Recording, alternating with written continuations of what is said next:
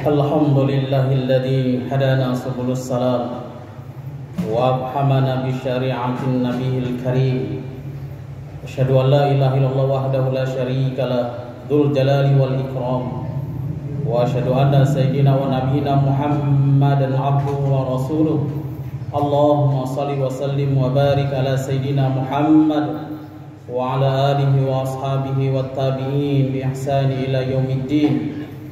أما بعد فيا أيها الإخوان أوصيكم ونفسي بتقوى الله وطاعته لعلكم تفلحون.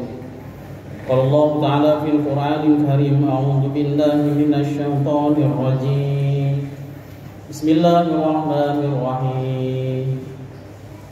يا أيها الذين آمنوا اتقوا الله حق تقاته ولا تموتن إلا وأنتم مسلمون. Kaum muslimin jemaah Jumat Masjid Syariah Mbak Sari Talang Jambi Palembang yang dirahmati yang dimuliakan Allah Subhanahu wa taala.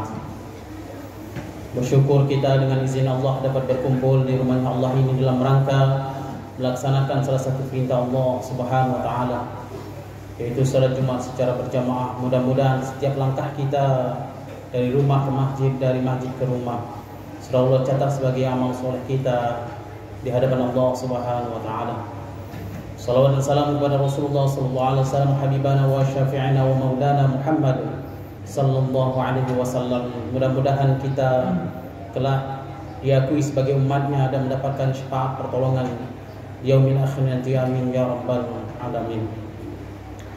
Jemaah Jumat rahimakumullah, khotib mengingatkan diri pribadi dan kita semua untuk senantiasa meningkatkan iman dan ketakwaan kita kepada Allah Subhanahu wa taala yang dibuktikan dengan amal soleh. Mudah-mudahan dengan iman dan ketakwaan ini hingga kita menghembuskan nafas terakhir, kita juga mendapatkan kebahagiaan yang hidup hanya sementara di dunia ini dan hidup yang kekal abadi kelak di yaumil akhir nanti. Orang beriman dan orang bertakwa sudah barang tentu memperhatikan kehidupannya, selalu mengevaluasi, mengintrospeksi dirinya. Sudah sejauh mana keridhaan Allah didapatkan. Kalau seandainya ada hal-hal yang dibenci, yang dilarang, yang dimurkai Allah Subhanahu wa taala, maka cepat-cepatlah kita kembali kepada Allah Subhanahu wa taala dan bertaubat taubatan nasuha, sehingga kita tidak terlambat, sehingga kita tidak menyesal di hadapan Allah Subhanahu wa taala kelak. Hadirin yang dirahmati yang dimuliakan Allah Subhanahu wa taala, kita bersyukur 1440 Hijriah di bulan Ramadan kemarin telah menuntaskan rangkaian ibadah di bulan suci yang diwajibkan atas kita semua orang yang beriman kepada Allah Subhanahu wa taala. Kalaulah kita ingin mengutip Al-Quran, perintah ibadah puasa itu di surah Al-Baqarah di juz 2 terletak di sebelah kiri bagian atas, tidak lain dan tidak bukan la'allakum tattaqun. Akhir ayat itu menjelaskan bahwa tidak lain dan tidak bukan Allah siapkan Ramadan itu dan segala amalannya di dalamnya agar kita kembali, agar kita menjadi hamba-hamba yang beriman, hamba-hamba yang bertakwa kepada Allah Subhanahu wa taala. Maka kali ini ingin menyampaikan tanda-tanda orang bertakwa setelah pasca Ramadan. Hadirin dirahmati yang dimuliakan Allah Subhanahu wa taala. Sudah barang tentu kita selalu mengingat, selalu diberikan nasihat, diingatkan oleh khotib dari Jumat ke Jumat tentang wasiat takwa. Maka sepantasnya kita mengetahui apa itu takwa. Menurut Buya Hamka dalam kitab tafsirnya Al-Azhar menjelaskan bahwa takwa itu bukan hanya sekedar takut kepada Allah Subhanahu wa taala, melainkan juga memelihara hubungan baik dengan Allah dengan cara memenuhi perintahnya, menjauhi larangannya, serta memelihara hubungan baik dengan Allah dengan cara menjaga supaya kita tidak terperosok ke dalam perbuatan yang Allah tidak ridhoi. Hadirin Jumat rahimakumullah, artinya ketika kita sudah mampu berpuasa dengan segala amalan yang di Ramadan kemarin, itu salah satu tanda-tanda kita termasuk orang yang bertakwa di sisi Allah Subhanahu wa taala, karena kita mampu menjalankan perintahnya. Namun ada juga hal-hal yang patut kita perhatikan, ada larangan-larangan Allah dan Rasul kita untuk senantiasa kita tinggalkan, dan ukuran tolaknya sudahkah kita diridhoi Allah Subhanahu wa taala? Hadirin yang dirahmati yang dimuliakan Allah Subhanahu wa taala. Abu Hurairah saat ditanya arti takwa, beliau menjawab, pernahkah engkau melihat jalan penuh duri? Lalu bagaimana caramu melewatinya? Seseorang yang bertanya itu pun menjawab, aku melewati dengan cara menghindari duri-duri tersebut, atau aku melangkahi, atau aku mundur. Abu Hurairah menjawab, seperti itulah takwa di hadapan Allah Subhanahu wa taala. Kata takwa banyak disebutkan dalam Al-Quran. Lebih kurang 259 kalimat takwa itu ada di dalam Al-Quran. Oleh karena itu hadirin yang dirahmati yang dimuliakan Allah Subhanahu wa taala, takwa itu mudah kita ucapkan, namun sulit untuk kita mengaplikasikannya dalam kehidupan sehari-hari. Oleh karena itu kita berikhtiar sekuat tenaga jiwa dan pikiran kita agar kita betul-betul kembali menjadi orang-orang yang bertakwa di hadapan Allah Subhanahu wa taala. Apabila kita mengutip dalam Al-Quran ciri-ciri orang bertakwa di surah Al-Imran ayat 134 yang berbunyi, alladzina yunfikuna fis sarra'i wad dharra'i wal kazimina al ghaiz wal 'afina 'anil nas wallahu yuhibbul muhsinin. Orang-orang yang menafkahkan hartanya baik di waktu lapang maupun sempit, dan orang-orang menahan amarahnya dan memaafkan kesalahan orang. Allah menyukai orang-orang yang berbuat kebajikan. Hadirin yang dirahmati yang dimuliakan Allah Subhanahu wa taala, di antara tanda-tanda selain di ayat-ayat yang lainnya, khusus di ayat 134 surah Al-Imran ini ada 3 ciri orang-orang bertakwa di hadapan Allah Subhanahu wa taala. Golongan pertama, orang-orang yang menafkahkan hartanya saat keadaan lapang maupun sempit, baik dalam keadaan kaya maupun keadaan fakir atau miskin. Ini 2 hal yang sungguh berat bagi kita. Ketika kita lapang, kita diuji dengan hawa nafsu kita, dengan fasilitas yang lainnya, sehingga kita lupa untuk berimpak, bersedekah di hadapan Allah Subhanahu wa taala. Dan apalagi ujian terberat ketika kita ditimpa dengan krisis ekonomi di rumah-rumah kita masing-masing. Apalagi hari ini kita sudah hampir setahun lebih diuji oleh Allah Subhanahu wa taala pandemi Covid-19. Bukan hanya di Indonesia, mobil khusus Palembang, tapi seluruh dunia mengalaminya. Oleh karena itu, kita tidak akan mundur, kita tidak akan gentar.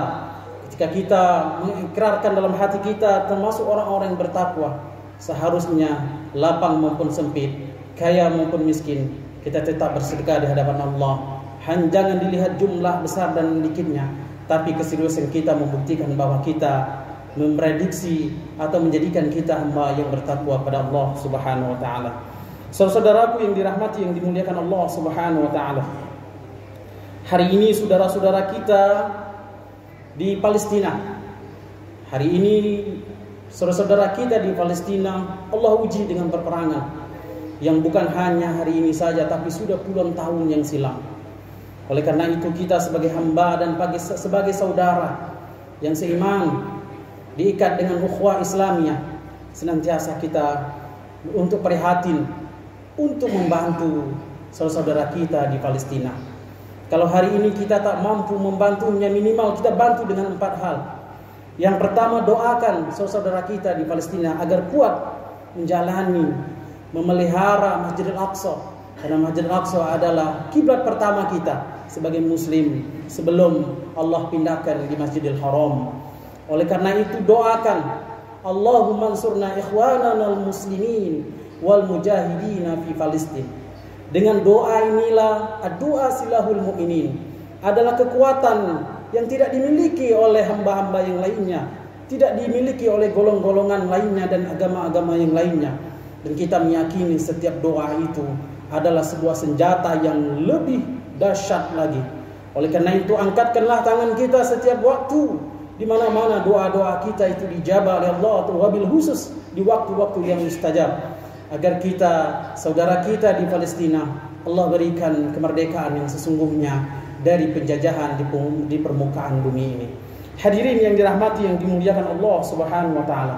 Yang kedua yang dapat kita lakukan, support, spirit, semangat. Apabila hari ini kita ada koneksi saudara atau sahabat-sahabat kita di Palestina, berilah support, berilah semangat, bahwa mereka apabila diberi semangat dan support bahwa kita ada berdiri di antara sahabat-sahabat kita, saudara-saudara kita di Palestina, berarti mereka tidak kecil hati. Masih ada sahabat saudara muslim di Indonesia, wabil khusus di Talang Jambi ini. Hadirin yang dirahmati yang dimuliakan Allah Subhanahu wa taala. Saya baru mendapatkan informasi dari KNRV, Komite Nasional Rakyat Palestina Sumatera Selatan. Dilaporkan hingga pagi tadi telah meninggal dunia 232 jiwa. 65 di antara anak-anak yang tidak berdosa. 39 di antara perempuan dan 1.900 yang luka-luka. Oleh karena itu ulurkanlah semua kesempatan rezeki kita. Jadikan rezeki kita sedikit maupun banyak sebagai dibelanjakan di jalan Allah Subhanahu wa taala. Mengapa kita harus menolong Palestina? Mengapa kita harus mendoakan Palestina? Mengapa kita harus support Palestina? Karena Palestina salah satu negara pertama yang mengakui kemerdekaan Republik Indonesia 1445. Allahu Akbar. Tidak salah kalau kita berbalas budi kepada Palestina. Dan ada salah satu saudagar terkaya Palestina yang menyumbangkan hartanya untuk kemerdekaan Republik ini. Hadirin yang dirahmati yang dimuliakan Allah Subhanahu wa taala. Kalau kita buka sejarah yang sesungguhnya, kita tidak akan pernah meninggalkan Palestina. Kita tidak akan pernah tidak menolong Palestina. Karena itulah saudara-saudara kita sempit, sulit. Mereka sudah membuktikan kecintaannya dengan rakyat Indonesia sudah puluhan tahun yang silam. Hadirin yang dirahmati yang dimuliakan Allah Subhanahu wa taala. Langkah yang ketiga, berjuanglah. Kita tidak mampu untuk berjuang di Palestina mengangkat senjata. Tapi hari ini ada senjata yang lebih ganas, yaitu media sosial. Gemarkan, sebarkan sebanyak-banyaknya. Inilah perjuangan kita yang mampu. Karena mengapa? Agar dunia tahu bahwa Palestina itu harus merdeka dari penjajahan. Save Palestina, freedom for Palestina. Dengan begitu kita menjadi saksi. Kuota paket kita itu bukan hanya untuk melihat medsos, media sosial, tapi ada di jalan Allah Subhanahu wa taala. Hadirin yang dirahmati yang dimuliakan Allah Subhanahu wa taala. Yang keempat, jihadlah dengan harta kita, yaitu banyak sedikitnya kita infakkan. Karena banyak organisasi kemanusiaan yang resmi menyalurkannya, seperti KNRV, ACT dan sebagainya. Oleh karena itu apabila ada komunitas-komunitas yang menyebar untuk mencari donasi-donasi, bantulah dengan seikhlasnya, dengan semampu kita. Mudah-mudahan itu menjadi penyelamat dan kebaikan kita. Boleh jadi sedekah-sedekah kita untuk saudara-saudara kita yang hari ini dizolimi dan menjadi saksi di hadapan Allah Subhanahu wa taala. Golongan yang kedua, orang yang bertakwa menurut Al-Qur'an surah Imran ayat 134 adalah menahan amarah. Sudah barang tentu setiap kita punya sifat ini, sifat manusiawi. Tapi orang yang beriman dan bertakwa tidak semerta-merta melampiaskan kemarahannya tidak pada tempatnya. Oleh karena itu boleh marah, tapi kemarahan itu dengan profesional, dengan tetap etika dan akhlak kita sebagai muslim. Hadirin yang dirahmati yang dimuliakan Allah Subhanahu wa taala. Hari ini kita berdiri di tanah Indonesia yang damai ini, dan harusnya kita betul-betul di garda terdepan untuk membantu saudara kita di Palestina dengan bentuk bukan hanya marah-marah yang tak jelas, tapi dengan bentuk moral, spiritual, material yang jelas. Hadirin yang dirahmati yang dimuliakan Allah Subhanahu wa taala. Oleh karena itu Ramadan yang kita lampaui kemarin mengajarkan kita untuk tidak marah, tidak bisa memanajemen kemarahan kita dengan berpuasa. Karena mengapa? Sebagian ibadah puasa itu apabila kita marah ketika berpuasa, pahalanya akan hilang di hadapan Allah Subhanahu wa taala. Yang ketiga, hadirin yang dirahmati yang dimuliakan Allah Subhanahu wa taala, wal 'afina 'anil nas, yaitu memberi maaf kepada orang lain. Inilah pekerjaan yang berat, amalan yang berat. Karena minta maaf dan memberi maaf adalah pekerjaan yang berat, karena ada ego dan gengsi kita. Oleh karena itu sepatutnya kita setelah 1 Syawal memang dianjurkan untuk bermaaf-maafan atas semua khilaf dan salah kita. Karena ada dosa yang tidak dimaafkan Allah, yaitu dosa antara hamba dengan hambanya, antara kezoliman dengan kezoliman yang lainnya, tidak lain dan tidak bukan menghapusnya adalah saling memaafkan. Itulah para ulama-ulama kita terlebih dahulu di Nusantara ini mengajarkan arah halal bihalal setelah 1 Syawal. Itu dalam rangka agar kita tidak menahan amarah, agar kita saling membuka diri dan lapang dada atas kesalahan sahabat dan keluarga kita dan hadirin yang lainnya. Hadirin yang dirahmati yang dimuliakan Allah Subhanahu wa taala, apabila 3 kategori itu kita menafkahkan sebagian harta kita di jalan Allah Subhanahu wa taala dan dapat menahan amarah dan juga dapat memberi maaf dan meminta maaf, itulah tanda-tanda kita sukses di Ramadan kemarin, karena itulah tanda-tanda orang bertakwa di sisi Allah Subhanahu wa taala. Mudah-mudahan ada manfaatnya. Barakallahu